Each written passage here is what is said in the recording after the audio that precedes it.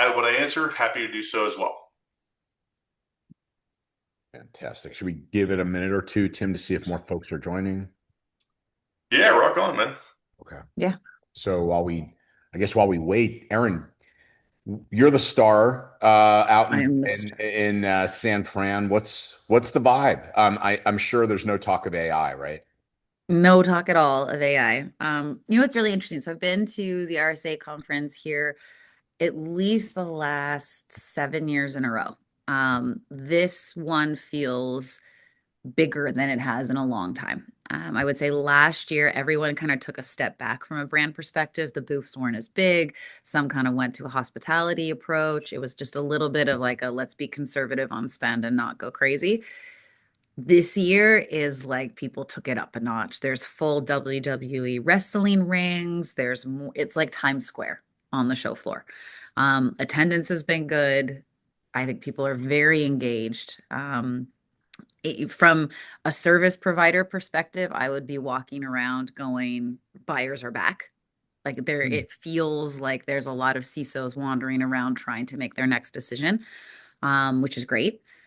It's not what I would consider to be an MSP oriented show. It is certainly an MSSP and like tech alliance and security leadership show.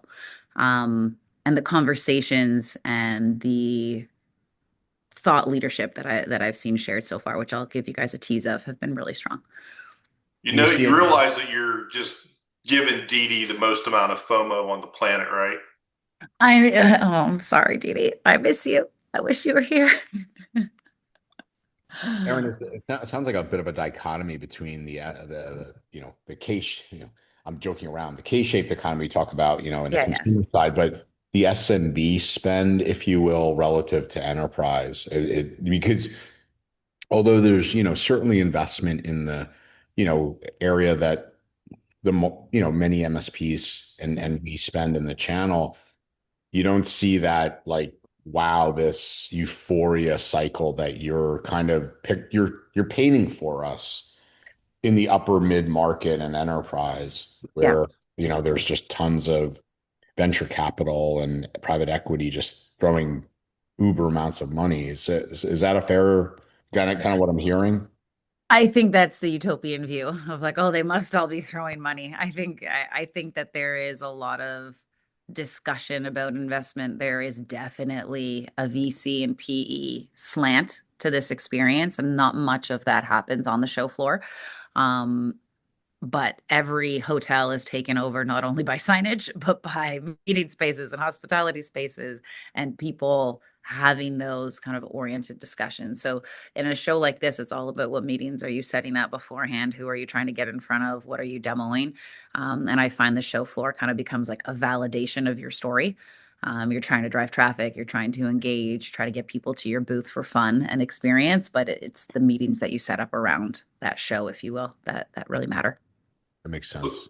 so my question though is, like you said, AI is everywhere. Is anybody explaining what they're using AI for, or is it just all like, oh, we use No, AI, Tim, nobody wants to explain it in a way that makes it right? understood or transparent. No, no, no, no, no. We just want to throw more terms out there that make people a little confused. I look, there's a lot of demonstration. There's a lot of people trying to be like, just look how easy it is, and then you don't have to worry about it. Um, I would say the biggest conversations right now are pick your terminology, and you're stealing all my slides, but it's fine.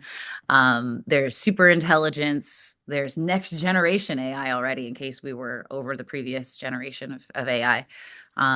What we are seeing more is the communication around a swarm of experts. If anyone wants to check out the latest communication from Arctic Wolf of how their platform is evolving in the AI space, you might throw up from the level of hyperbole and abbreviations. Oh, But what just but wait, keep going because I got another question now. it's worse when I know where he's going and I just wanted to not take him there. But what they do is they give a really good overview of I'm going to say the word agents, and I don't want to because it's going to trigger you. They give a good overview of how decision making happens within their platform and the different personas, the different levels of expertise, the different parts of input that come in to allow their AI system to function.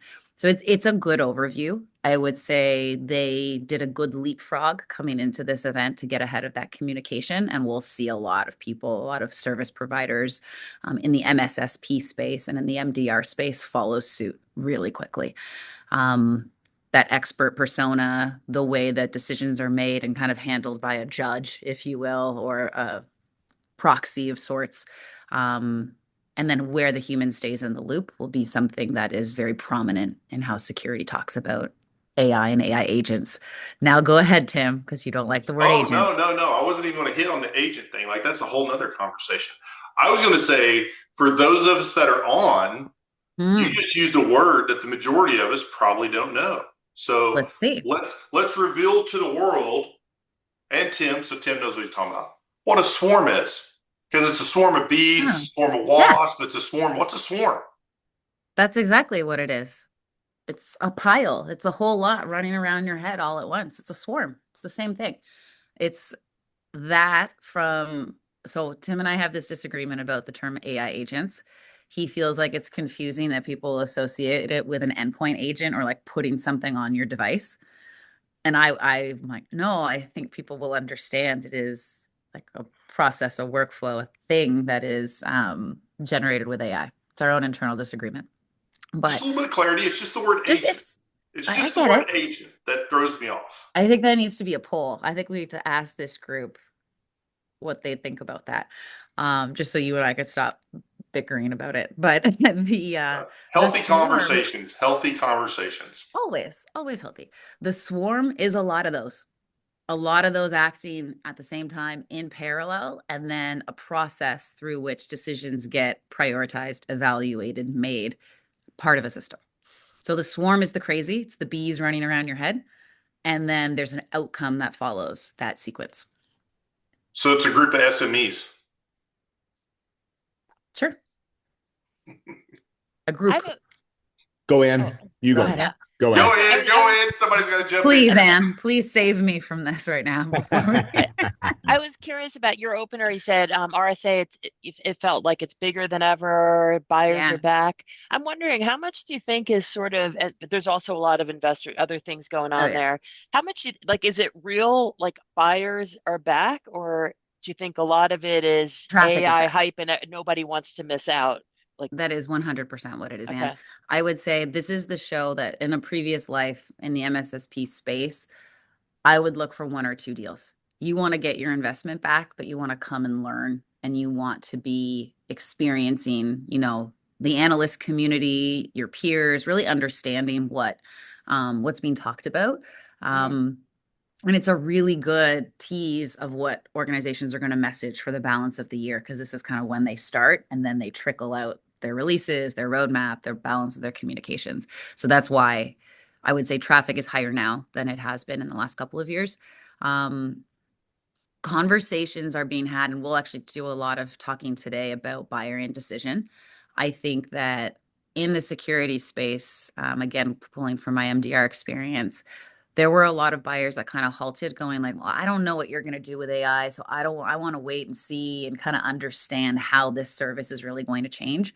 I think that there's a better understanding of what an AI SOC is, what capability that can offer, where humans are expected to play, and what you as a customer really want and what you're expecting of your provider. And so that indecision has stopped a little bit. I'm curious to see if that leads to more switching, more aggressive pricing offers, more change that way. Um, but there were a lot more people walking the floor with purpose from a CISO level perspective, I would say, than I've seen yeah, in the last couple of years. yeah, interesting. Thank you. Yeah, yeah, no worries. If I could just, I love what you just said, Aaron. It made me have this visual and like almost if Sunil, you could put this into one of his mental models, and that is there's certain areas where AI has become accepted. It's Mhm. like in a security operations center, people have, understand and validate that, triaging, false positives, using AI to look for repetitive types of, language in the context that's coming through and in the alerts. That's accepted in EDR and DR. It's accepted, but other areas, it's this wild, wild west or unknown. So it's anyway. It was just a visual. I'm glad you said the sock piece because that's an area it's I'm not, if I hate to use the word mature, but I would relative. I think it's mature where AI Yeah. is very accepted and well documented, well used, provides tremendous efficiency, and in fact probably leads to better outcomes even than solely humans. Obviously, humans for validation in certain areas of those alerts and events. Yeah. But anyway, Yeah. I like what you said there. I Yes. have one quick question. I know we got to get going, but quick question for you as the marketer. Is it hard or what are the biggest challenges for you as a marketer in the face of this? With everybody putting AI, if you have a software product, AI is on the branding. This is AI. Yeah. How do you reconcile that? How do you use it to differentiate, or is it just you I'm flow with? scrolling through the attendees to see if Dee Dee's on here because I want him to close this year. Yeah, I see him. Shoot, I'm going to be in so much trouble. Um, it is a huge issue because there is a level of hyperbole and of me too, and just wanting to be in the group to go, I'm just going to throw AI up on the booth. I'm going to slap my collateral with AI everywhere. And as providers, you're kind of damned if you do, damned if you don't. Because if you do, you're one of many. And then you have to still have a different message to stand out and explain and have some credibility behind the AI and behind the outcome. If you don't, you're, are you dinosaur? Are you behind? Are you not having this message because you don't have the capability and the innovation and the tech and. Um, and so there's this balance that's there. But I would say from an audience perspective, it's becoming a table stakes expectation. And so people don't necessarily want it to be as much in their face as I think we as marketers are going, well, of course we have to say it. Of course we have to do it. It has to be the banner. It has to be the headline, make it flashy. There's often that like acceptance of like, just tell me what's different. Tell me what I'm going to experience. And I Mm, think that that matters more. And the more you can show that and make that come to life, the better. Um, and that's where I would say, in what I'll show you in the images that I captured, I tried to go a little bit big on the ones. It was trying to see the brands that focus so heavily on experience to draw you in so they could tell you their story. interesting. Like there's the Stranger Things flower monster, there's the full wrestling ring from Commvault, there's wizards walking around the place, there's skeleton blow up dolls, there's like it was there's two AI diners that made me like cringe. Literally the same agency went and sold the same idea to two different companies, and one selling pizzas and one selling burgers and shakes. And I'm like, this is someone needs to get their money back. But it happens. It happens. So yeah, I think that you have to balance it. And there's also an investor view. The PE community or the VC community is expecting to see an AI oriented message at all times. And if you don't have it, you're behind, no matter what you actually have under the covers. And so that is something that marketers really struggle with because they're always saying to their CEOs, well, who are we communicating to? Who is this press release for? Who is this website page for? Who is this, asset for? Because not always the customer doesn't always want that abbreviation, that hyperbole, that wordage. Uh, they don't care. Mm, I think what I do like about what you're saying, though, is even though they may not have the right wordage around how they use AI, they are We're certainly making it a thing. It's sticking. It's right. wordage is a thing.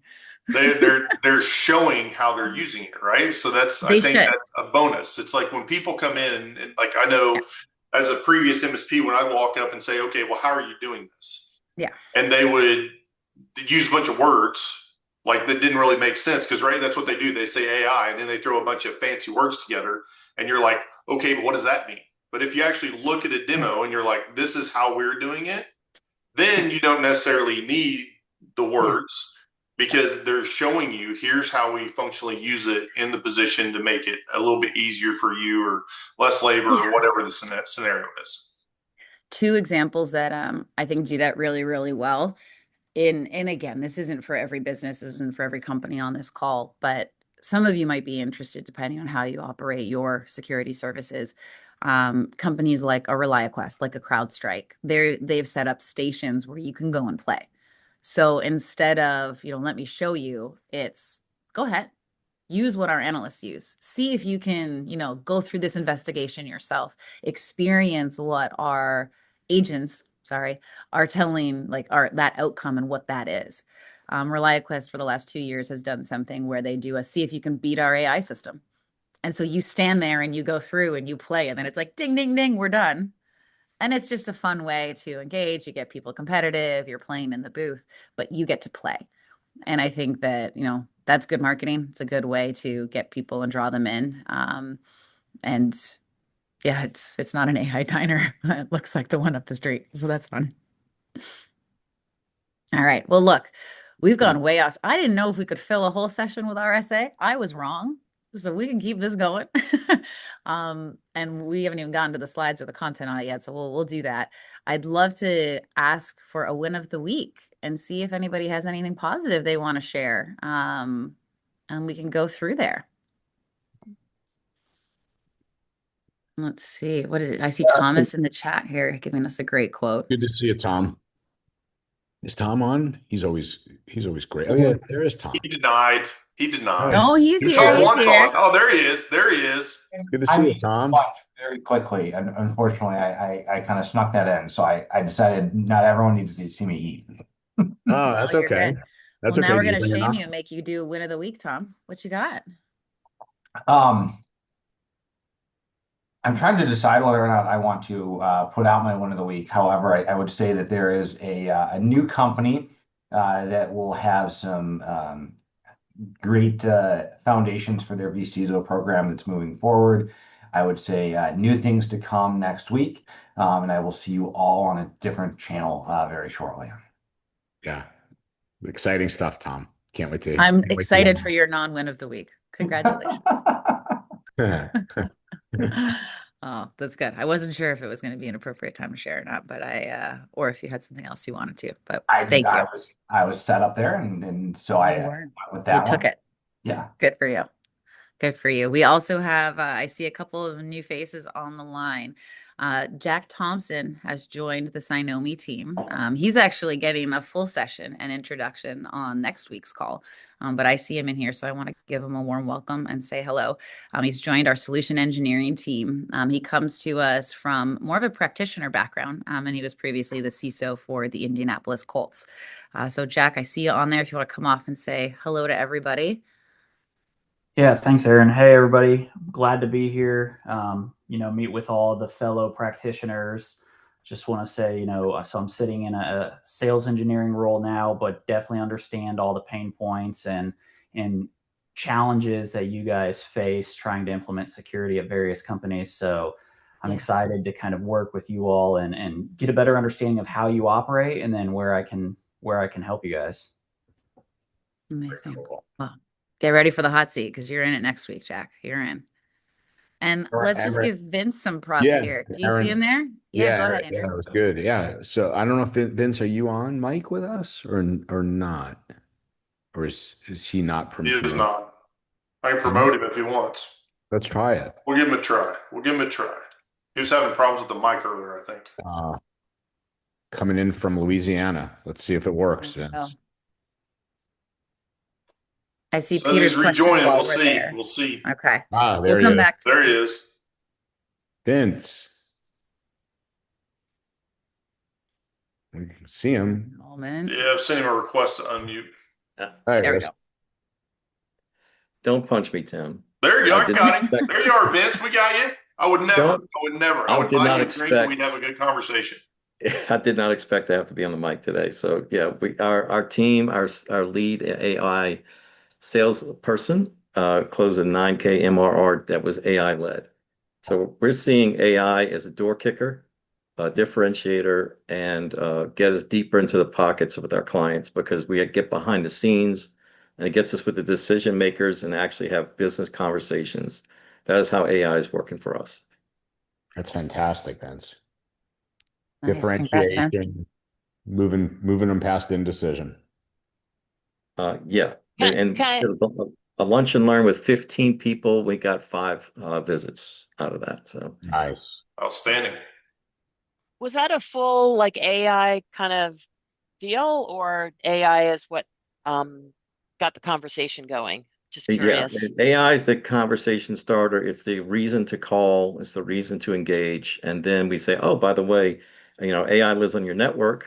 You need network security, cybersecurity. You need backup. You need the whole list of things. And the messaging is, you're asking great questions about AI, but you should have been asking them for the last 25 years.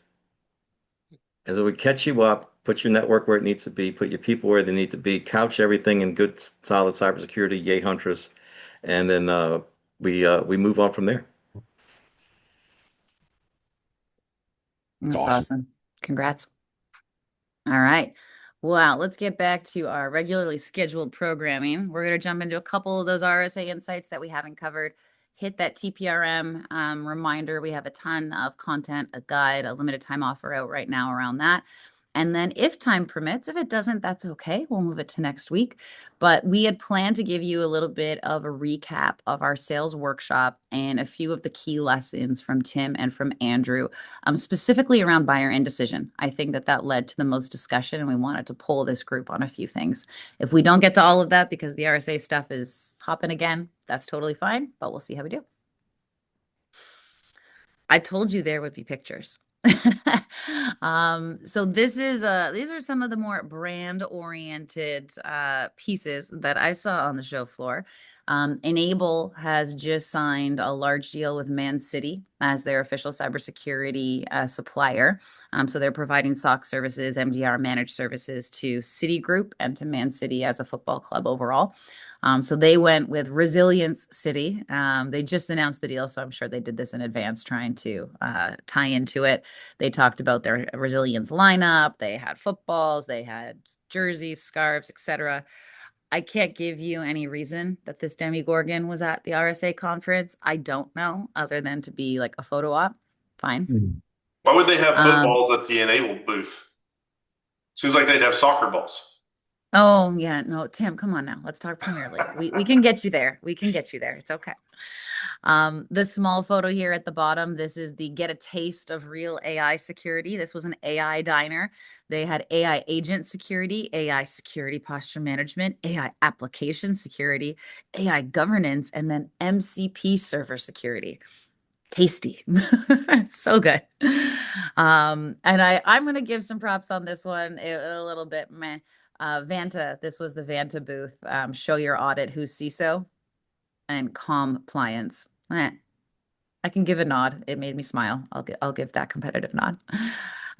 This was the next one, just to give you a little bit more of where AI was all over the place. Sometimes it was large and in charge. The picture on the far left is kind of that Times Square view that I mentioned.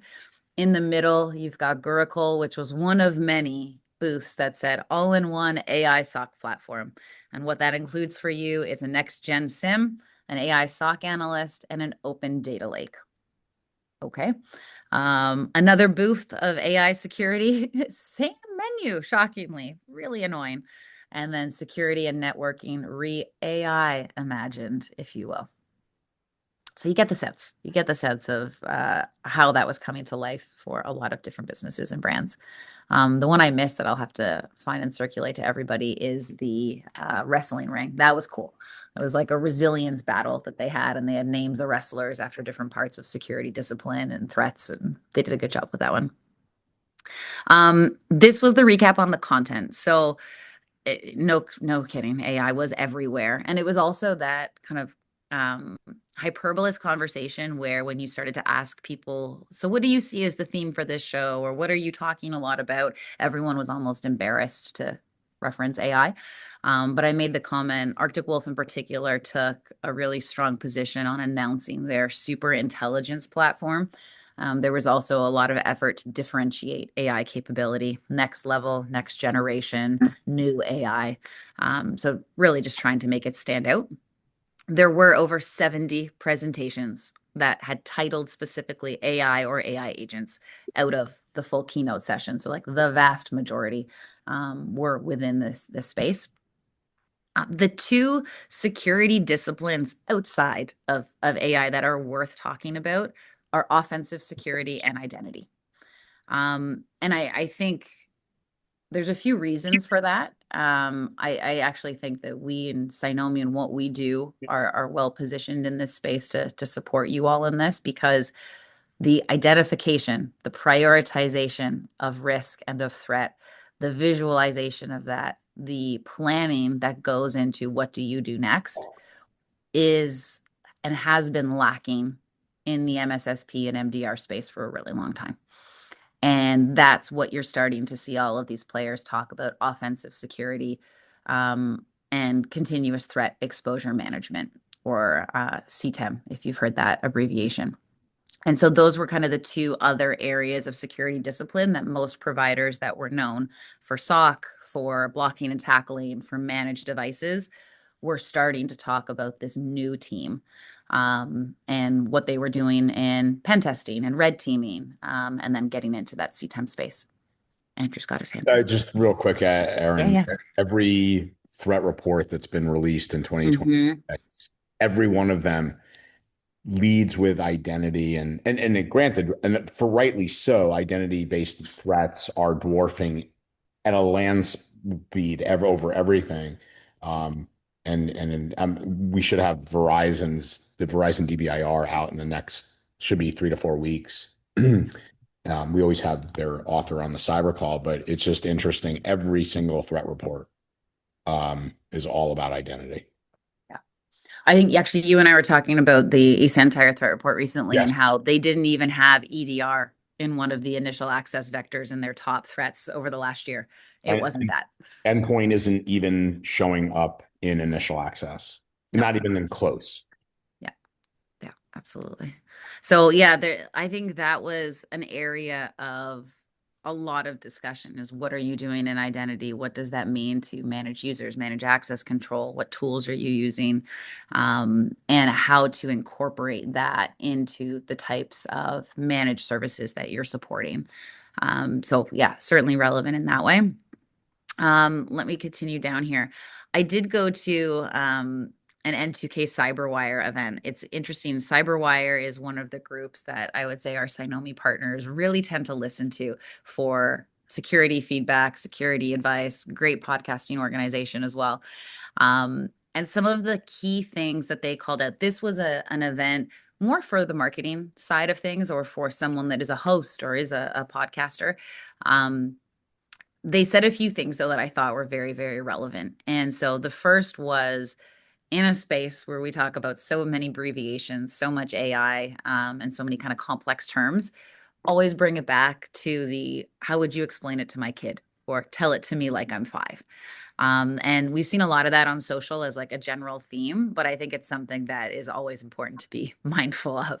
So how would you describe this to your child, your grandchild, or how would you describe it to a 5-year-old? Some of the ways that they were really encouraging you to kind of get people comfortable. I don't know, Andrew, Tim, if you guys have used some of these tricks before.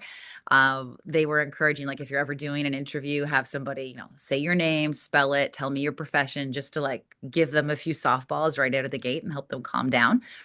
One of the individuals specifically was like, I might send you a series of questions, but the first thing I ask all my guests is, what are you obsessed with? And it like disarms them right off the bat. I was like, I don't know if I would like that. I think I would be like, I wasn't ready for that. I don't know what I'm obsessed with. But they said it really kind of changes, the tone and the approach of what you're engaging with. What I loved and thought was most relevant for some of the sales conversations that we're going to get into were the next 2 points. What is the most important thing we talked about today? And then the second, is there anything I didn't ask or we didn't cover? And I that's very common to say, like, at the end of an interview, but I was thinking about it in the context of a sales process. Like if you're having a discovery call or you're wrapping a conversation with a prospect and you could actually say, can I just ask you, what is the most important thing that we talked about today? They're now reinforcing for you exactly what matters to them. It's really well Or said. yeah, like I think it just like gives them the floor back in a way that what they say matters in a really powerful way. And then the last one being like, is there anything I didn't ask you? It just opens up the chance for them to spill their guts, to tell you exactly, well, no, if they say no when they get off the phone, that might tell you maybe there's a level of disinterest potentially. Or it could reaffirm what really mattered to them. And then you just might get that perspective and that extra validation that you need. So yeah, this was podcasting, marketing oriented, but those last 2 points I thought were really, really relevant for a sales discussion. Excellent. Last lines here. We've talked a lot already about AI specifically, and what's coming next. At this specific event, one of the speakers said, my belief is that my customers are hungry for an economy of authenticity. And it's a whole lot. It's a mouthful. But I actually think the MSP community does this better than anybody else. Like, I think that people just build relationships. People are nice to each other. People are curious. Cut the bullshit. Like, don't impress me with all of this like fluffy stuff. It's authentic and it's real. And so to hear it from what was like a more fancy like podcast experience was one thing. It stuck out. But I think it's an important reminder to all of us to just keep doing what this community is already doing, because I think that will show up in so many ways for our businesses and our teams. And to disappoint you, next year, AI is going to be back. A lot more AI conversation. It was, what do you think is the trend for next year? What are we going to be talking about? No one had any other topic other than AI specifically, more of that. So yeah, we'll see if that rings true and that holds true for next year. Before we move on, are there any other questions, comments, anything around the event in particular or what we're seeing? What's the second most common theme other than AI? For me, take AI out of it, take security yeah. out of it. What's I guess what's the third most common theme you're seeing? Like what's the predictory coming? Yeah. I would have, before you said take security out of it, I would have told you the offensive security angle, that cyber advisory angle, that strategic advisor, like making that human connection. The third angle that I would say has come out a lot that has nothing to do with either of those things is collaboration, the information sharing. And it was really interesting. I've been to 3 different kind of more like media oriented things here, and they're all kind of putting the call to arms out to be like, we have to make this real. We have to communicate with each other. We have to share, what's working in our organizations. Like, and being part of ISACs and different, feeds and groups like that in the past, that happens to an extent, but it was really interesting to see that kind of sense of community being fostered or encouraged at the event. Nice. Yeah. Cool. Okay, let's keep going. Always a bit nice to throw the human element into the robotic. You got it. You totally got it. My PSA, third-party risk management, in case you have missed it, we've been talking about this for the last couple of weeks. We wanted to make sure I threw this guide back up on the screen. This is an amazing asset that really showcases why third-party risk management matters for your customers more now than ever, what you can do to operationalize this within your businesses. And if you are an existing Cynomi partner and you haven't yet, please reach out to your partner account manager. We want to give you a TPRM NFR license for your own use so that you're able to manage and control your vendor risk for your own organization. So just wanted to give that PSA and let you know that is still live and active. All right. So a few days ago, Andrew and I led a session for our Cynomi Go-to-Market Academy. This is a brand new initiative from Cynomi. We are bringing to market ways to help you scale your businesses. That's the thing that we hear the most about from our partner community is getting help in selling, in pricing and packaging, improving value, and in marketing. And so we've kicked things off with a sales kit and sales workshop. This webinar was the first step in that overall program. And then all of the participants got a sales kit following the session. And we're going to be launching the full Go-to-Market Academy sales module the first week of April.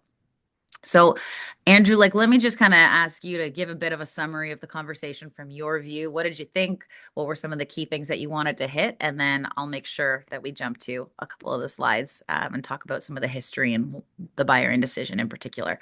But what was your big takeaway from the conversation?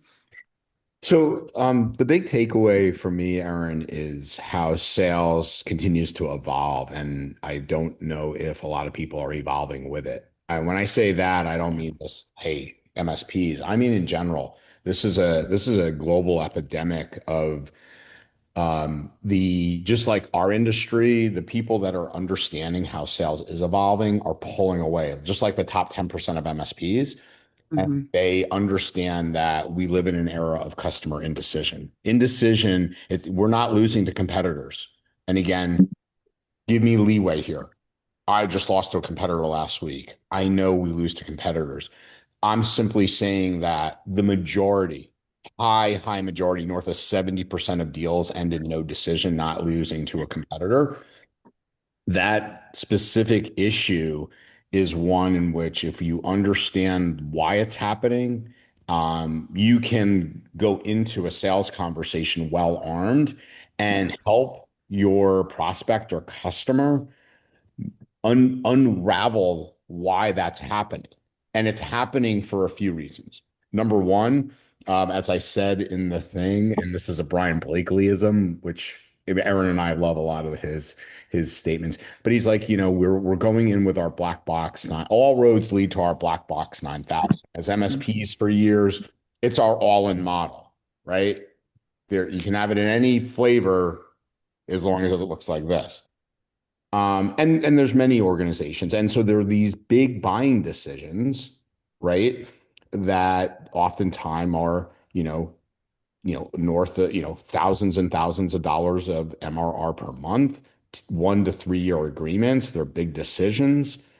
And when we throw complex things that people don't know a lot about, which is typically information security, AI, and cyber at people that don't live in that world, it freezes them, right? Yep.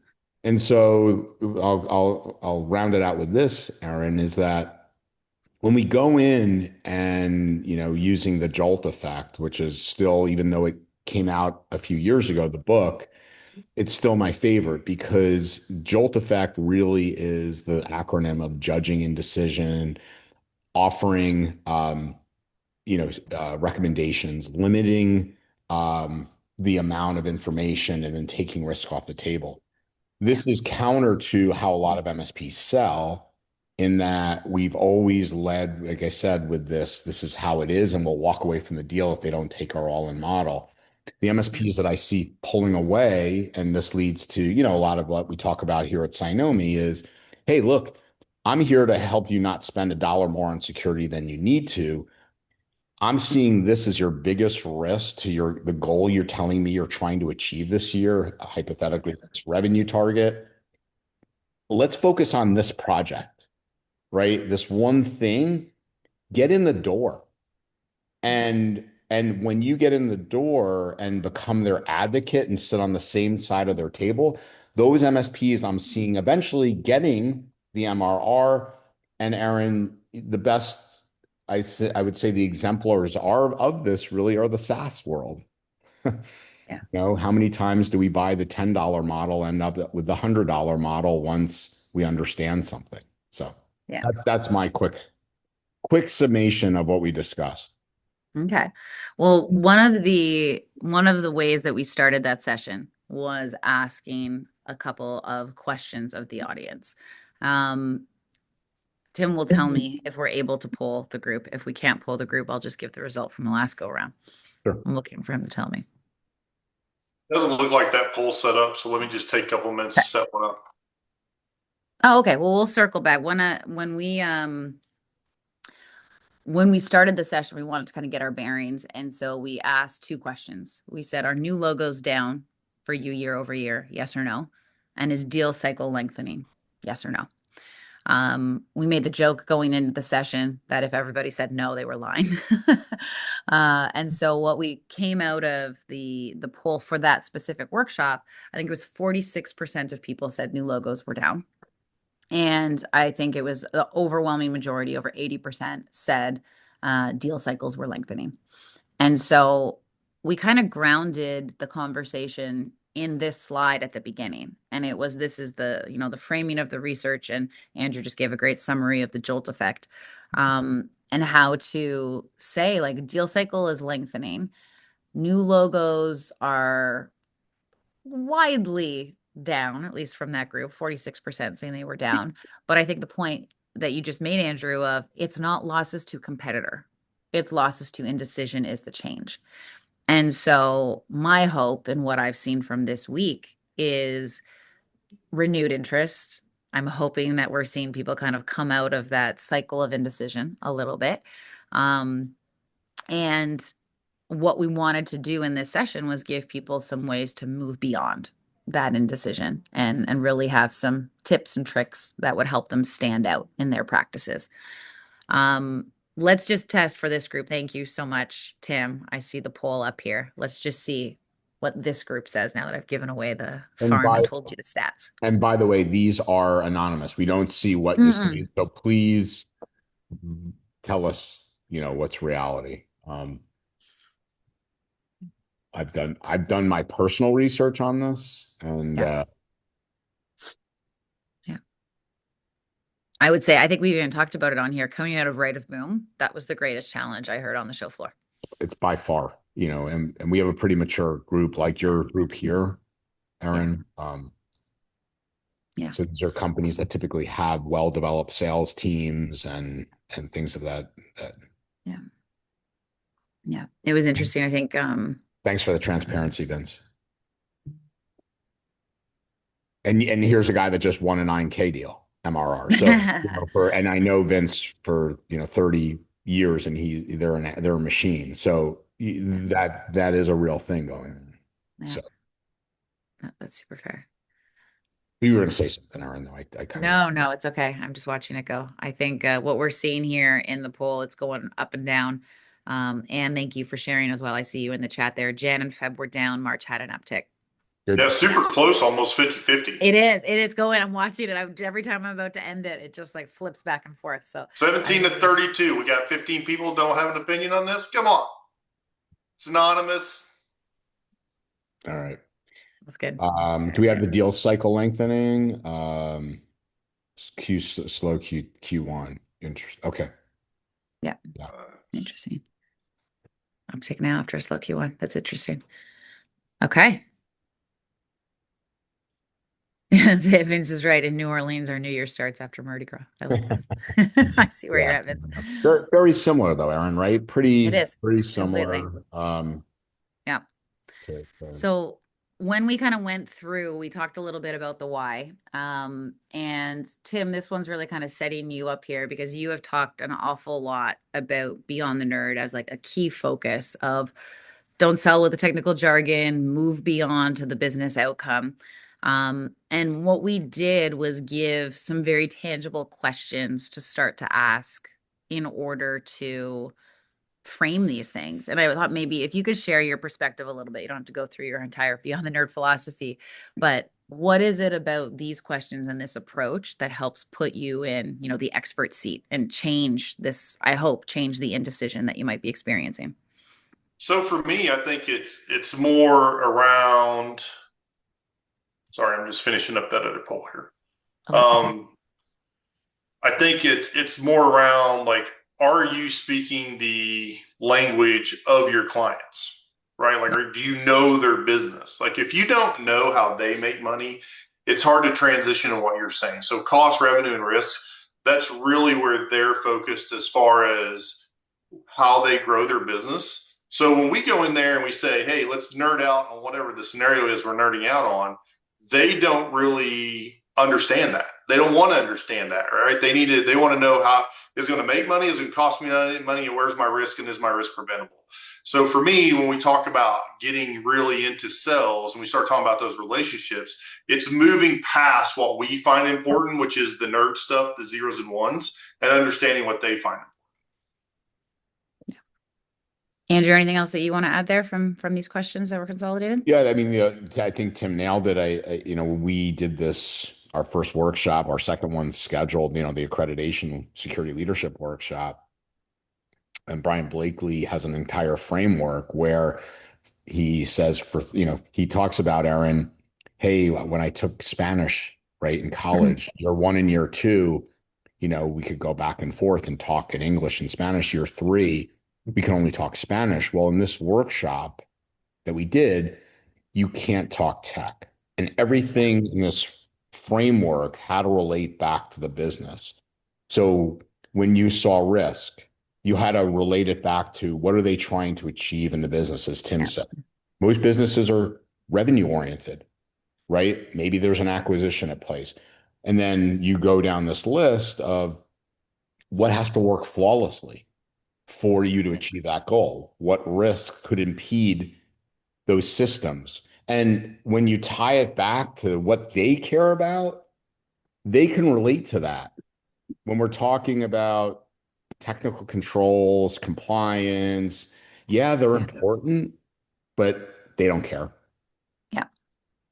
Yeah, I wonder if that doesn't have something to do with part of the sales cycle, right? When we're saying like we popped up our sales cycles lengthening, right? It's like we're out of the do you like Dell or HP phase, right? We're out of the phases where we're picking a brand name, right? We're trying to go and present a solution that secures a company, right? So when we talk about lengthening sales cycle, is it because they don't want to buy or they don't know what they're buying? Jack, jump in. What do you have there? No, I have a couple of thoughts, and really agreeing with what both Andrew and Tim are saying. It's we're selling outcomes. We're not selling solutions in terms of tools, right? We're selling solutions to their pain points, to their problems. And to be able to do that, you have to tie it back to risk. I mean, everything that you do, you have to tie back to risk. There's no sense, good business person would pay $10 to solve a $5 problem. Mm-hmm. And if you can't showcase and translate what you're trying to do and how it solves risk issues or business objective issues, then chances are they're not going to bite. So being able to translate that to not only risk, but dollar amounts and negative business outcomes is so important. Yeah. I love this slide for describing exactly what you're talking about of like, don't talk about the tech specific solution, talk about the amount of revenue protection, the disruption prevented, the daily impact, etc.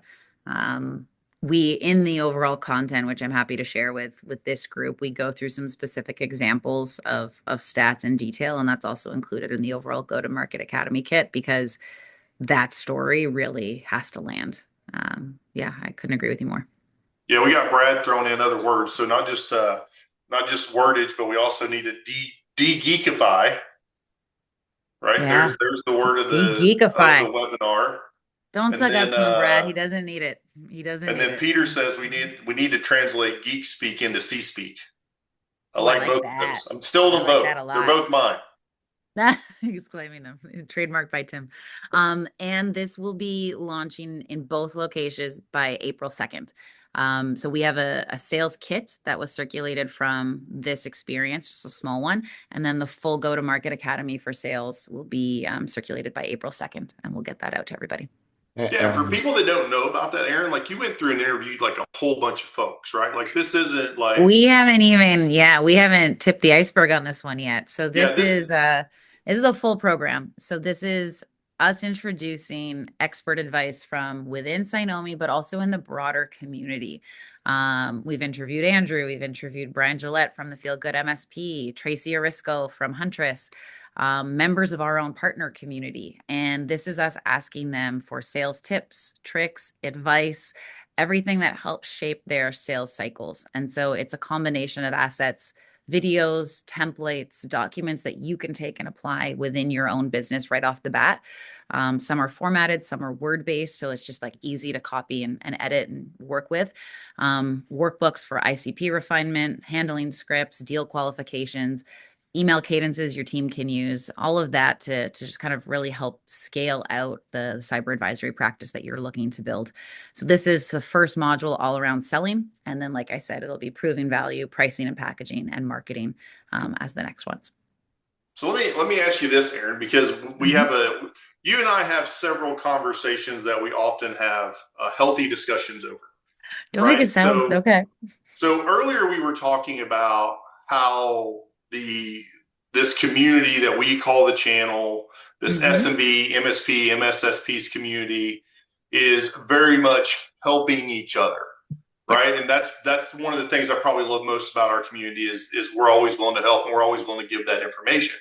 So when we talk, one of the things we talk about and one of the ways we actually educate each other is you provide a lot of education for me out of the enterprise space, which is where you've come from, right? In some levels, and then gradually made it over into the best space. And then I myself am primarily in this space and graduating on some level into an enterprise space. Did you see that same kind of community and bond where everybody was just willing to, hey, here's the keys to my success and did you see that at the enterprise space? Was that something they did fairly often?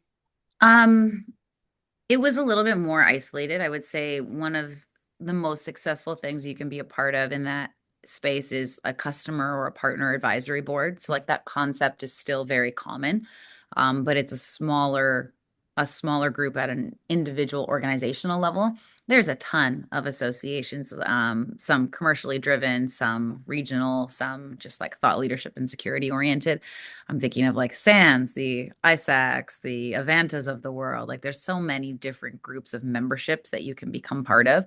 And in that way, I would say community really thrives. But it's, I think it's there. I just also think at that level, it's a different level of confidentiality, and you don't necessarily get the business level sharing. You get personal connection, which is still very, very important. Absolutely. Yeah. I want to be mindful of time and tease out. I do think it's worth us spending a bit of time just to hone in for a moment. Andrew, if I can ask you to comment on this one. We talked a lot about honing in on your ICP and honing on how to communicate value to each of those. I see some comments in the chat on ICP refinement being critical. And it really is. Like, I think it's one of the first things that I speak to as I meet with our partners, like really understanding who you're serving. Is there a specific vertical? Like, what are the catalysts that make your successful buyers buy? What do they have in common? Is it an incident? Is it, a sense of urgency to a compliance mandate? Is it cyber insurance? Like, is it, I don't know, something else, an M&A action? What is that? So that then you can start to refine how you communicate. But there is a big variance in communicating by segment, by size of your customer account. Can I just get your take on this, Andrew, as your hot take before we close out? Sure. I think, again, it goes back to how you are going to help move past the indecision. When you understand a buyer ICP, for example, in the mid-market, the biggest concerns that executives in the mid-market have had for the past 12 months and continue to, Aaron, has been around cost of capital. Rising interest rates, cost of capital. And by the way, if you take a look at the interest rates, they are certainly not our friends. They are ticking higher and higher.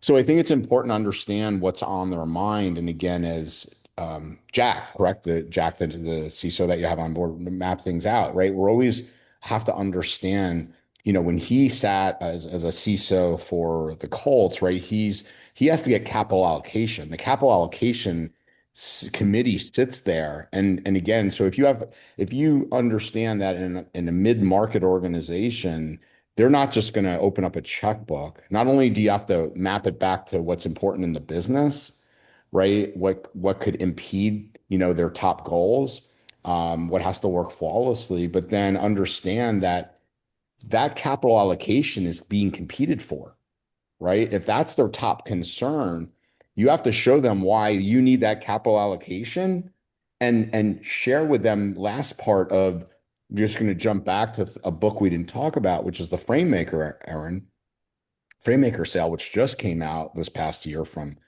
Brent Adamson, which is you have to help them, that ICP, understand what questions they need to ask cross-functionally to make a good decision. So there's a different group of buyers in a mid-market sale. There's a different group of buyers, on that committee in a small, but what is definitely critical to understand is it's way more than one. And lastly, I promise, bring those people in earlier. And I'll give you a close with the example. Aaron, you and I talked about this. A large deal that Cynomi's working. Pick a big deal. Mm-hmm. Is a security questionnaire coming across the desk to somebody in your company from that company, right? Yeah, every time. Every time. So a CRO, for example, could become your biggest advocate in a big deal if you understand you're looking to, get funding for a security project. Bring certain resources in earlier in the sales cycle because they could become your biggest advocates if you can grease the skids of revenue for them by helping move deals faster. So it's not always about, the risk, the compliance. It's about what they're trying to achieve. Yeah. No, I love that. We're not going to cover all sources of content. We'll probably bring this back as our kit launches and go through a few different levels of some of the workshop assets and the tools. We talked specifically about dissecting indecision, and gave a 30-day roadmap that you could follow with your team. I will, at the end of this, put into our chat, and we'll make sure it's in our newsletter too, the full link to the actual webinar recording in case you want to check it out. I made the tease already, but we're going to have Jack kind of be our guest and our expert speaker next week. He's going to give us a little bit of his background and share his experiences and how to frame things from a CISO perspective. So just his hot take. And then we're also going to start having more partner-driven use cases. So having partners from the Cynomi community come on, share what's worked for them. So exactly to your point, Tim, we're going to get that real practical example of what do they like in platform, but more importantly, how is it working for them in communicating to their customers? Are they targeting a specific vertical? Are they leading with an element of discovery or an assessment? That's going to be an ongoing conversation. We have about 3 or 4 lined up through the next 6 weeks that they'll come on and give their spiel and their experience about their businesses, which I think is going to be a nice segue. Aaron, you didn't mention is the Go-to-Market Academy powered by AI? No comment, because I feel like if I say yes, Uh, it's just bad and it's not only. And then if I say no, people are going to be like, what? You missed out. Why wouldn't you do it by AI? So like, there's no winning in that question, Andrew. All right. See, I think the answer is it's powered by people using Oh, AI I as a love that. tool to make us more efficient. That's why you're good, Tim. Why you're good. Well played. You guys just got the win of the week. Wordage. It's all about wordage. Well done. Thank you all for joining us. We'll see you guys next Wednesday. See you Have guys. a Thanks, good everybody. week.